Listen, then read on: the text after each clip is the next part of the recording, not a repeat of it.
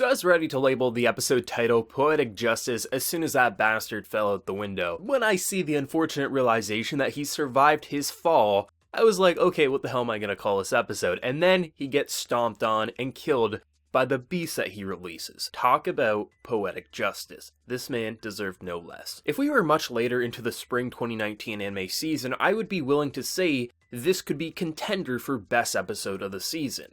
But because we just started this season, I'll hang off on saying something that extreme, but I can definitely say this is currently my favorite Rising of the Shield Hero episode.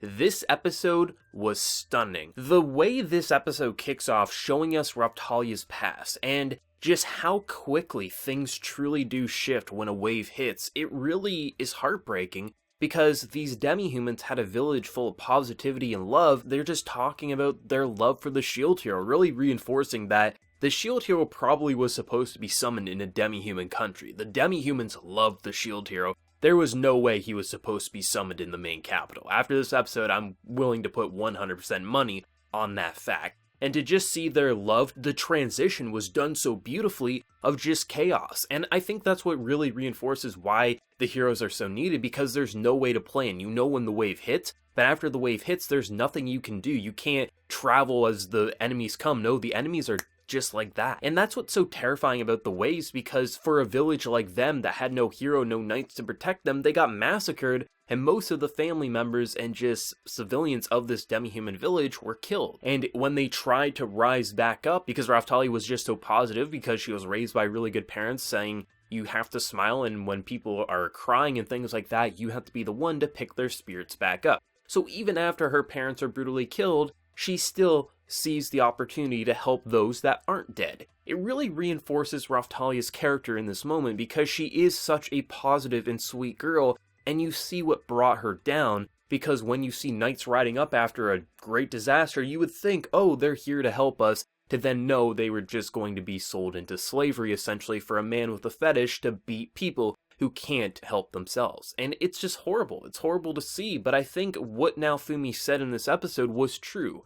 Would killing him do anything for her? No. Not only has she grown with the sword, she's also grown emotionally. And there is far better ways for this man to suffer than for her to just take justice into her own hands. It would be better for him to be put in a situation similar to one that he put them in by someone who is equally corrupt, or getting stomped on by a goddamn dinosaur, or falling out a window. There's always a proper justice, and Raphtalia taking vengeance into her own hands would do nothing for her. And I like how they handled that. And before he fell out the window, I was like, okay, if they leave him alive, the anime community is going to be pissed, because I know how they work. So I definitely thought when he fell out the window, it was like, okay, that is poetic. I mean, it's not surprising he lived, because you could survive a fall to that size, but there's no way he's getting out of that dinosaur's foot. There's no way whatsoever. The reason this episode was just so great is the transition from present day to the past. And I really liked how Raphtalia tried to smile, tried to be brave, and the deeper she went into the chambers that she was held in, the worse it got for her, because she had friends, she had family, and they were tormented. Even when she was being whipped, she kept smiling.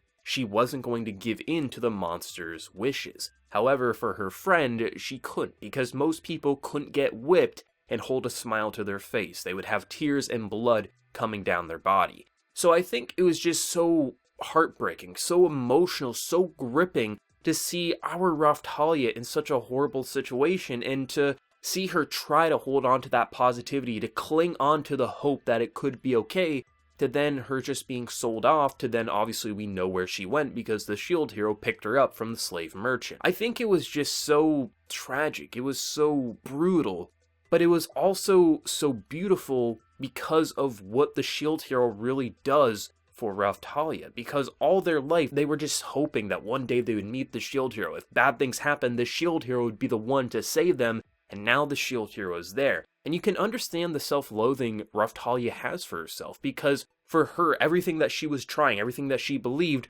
got the ones that she cared for the most killed. Sure, some are still alive that she knew and loved, and there are still demi-humans who were being tortured that can now have a second chance at life because of her actions alongside the Shield Hero's party. But the person who clearly meant the most to her is dead, a pile of bones, and you understand the self-loathing, like, I couldn't do enough for you, I couldn't protect you, and I love how Naofumi comforts her, because it's not just like, he comforts her and says, "You're a good girl," or something stupid like that. He literally admits to her that the only reason the shield hero is where he is because of her. He was ready to give up and be consumed by rage, and he says, "You are the only reason that I didn't give up on trusting people. Had you not saved me, I would have run away. I would have burned this world to the ground, if not get killed." That's essentially what he's telling her, and those words are just so magical. Because he's admitting that the person who's most important, the most crucial person to him, is a lowly demi-human. Reinforcing what the demi-humans believe, that the shield hero is the best hero. That is just so magical because it just ties together all the development and buildup that we've seen over the past 14 episodes. So episode 15 kicks in and just ties it with a perfect bow,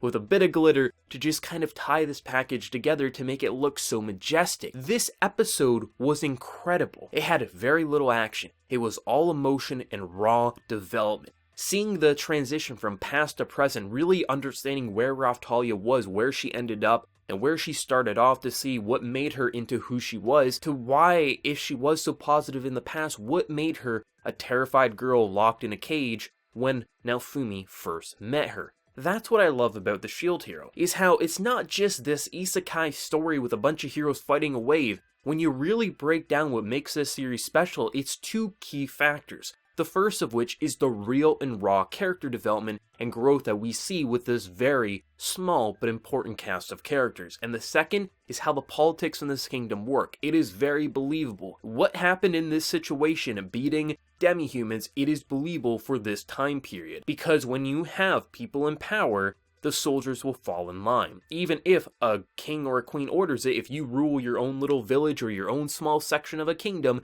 you can get what you want if you have the money to buy it. And if a man in power wanted to beat a bunch of demi-humans, you can believe that would happen across all the country, because a country is very big. No matter how good a queen may be, you can't keep everyone in line. That's why when you catch people like this, you gotta give them the proper justice. The way the politics function and just the horrible shit that's going on, you can understand that there's a reason the queen isn't around, and I don't think Naofumi was supposed to be summoned into this kingdom, which is probably why trying to talk with other kingdoms, things like that. I love how the politics and the characters in the series function. At first glance, you think you know what the shield hero wants to do, but as you watch the episodes, as we get into the second core, you just see it truly is special, and you know by the time season 1 wraps up, it really will be one of the best isekais that one could watch. Just seeing Raphtalia in the worst situation I think we've seen her in, it was horrible, it was emotional, and the Japanese dub, the voice acting for Raphtalia, the just transition from anger to sorrow to just wishing you could die in one's place, like that raw acting is what sells it.